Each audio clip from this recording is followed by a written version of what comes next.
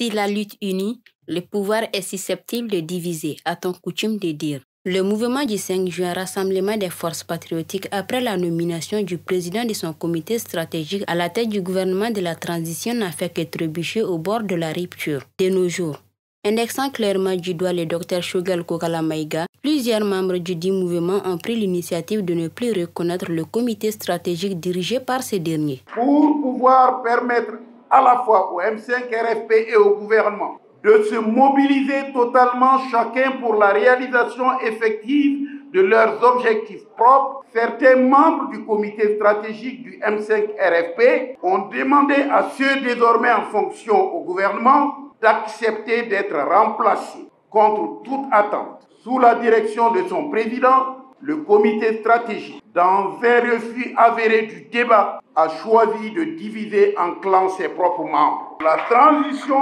étant l'affaire de nous tous, elle ne doit pas pâtir des conséquences d'un tel comportement. Pour cette raison, nous ne reconnaissons plus l'autorité du comité stratégique du M5 RFP dirigé par Choguel Kokala Maïga. M5 RFP Malikroa est le nom du nouveau comité stratégique. Selon ses membres, il a pour but de revendiquer son rôle d'acteur de la refondation du Mali. Nous avons pris la décision de mettre en place un nouveau comité stratégique véritablement dédié à notre Malikroa.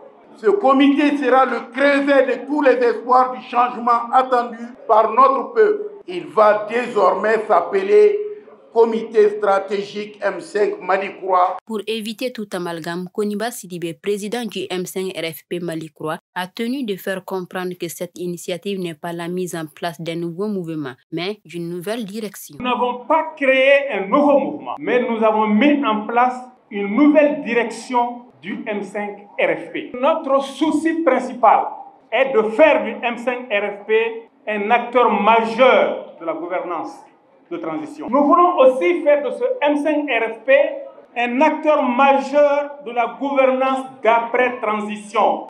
Parce qu'il ne servirait à rien de faire de bonnes choses pendant la transition si les acteurs clés du changement ne sont pas présents après la fin de la transition pour s'assurer que les acquis de la transition seront préservés, que le Malikroa sera une réalité. Le M5 RFP Malikroa, dans sa lutte, a lancé un appel au rassemblement de tous ceux qui se sont battus et qui continuent de se battre pour l'avènement du Malikroa.